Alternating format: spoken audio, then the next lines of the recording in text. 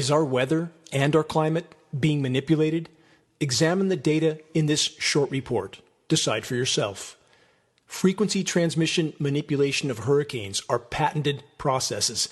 The technology is not new. The list of weather modification patents numbers into the hundreds and continues to grow.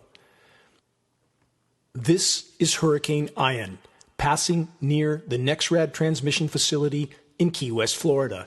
When the transmission facilities are fully energized, they have a repelling effect on any air mass that has been saturated with electrically conductive climate engineering elements. Patents call for such seeding into storms to be carried out from above by jet aircraft. The NexRad transmission network then interacts with the storm air mass, determining where a storm will migrate and where it won't. As Hurricane Ian is allowed to make landfall, the frequency transmission facility in Melbourne, Florida, is fully engaged. This effectively slows Ian's migration inland. The transmissions can diminish precipitation in some regions while augmenting it in others. It lays the predicate and the foundation for the development of a weather satellite that will permit man to determine the world's cloud layer and ultimately to control the weather, and he who controls the weather will control the world.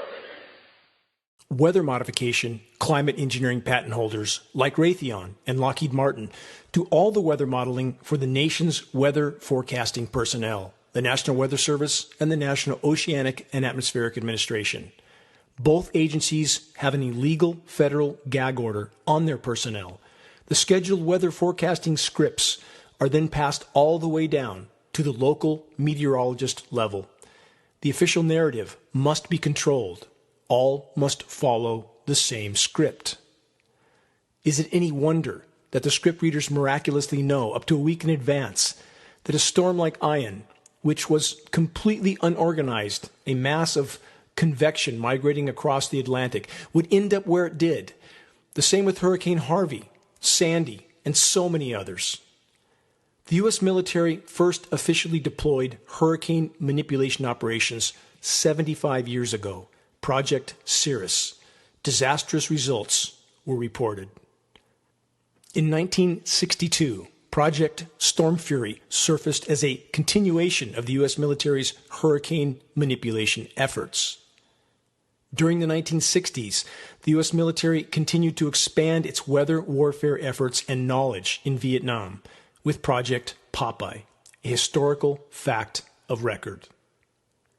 So the bottom line question is this: is hurricane manipulation real and ongoing, while illegal gag orders and paid-off politicians are utilized to keep climate intervention operations out of public consciousness?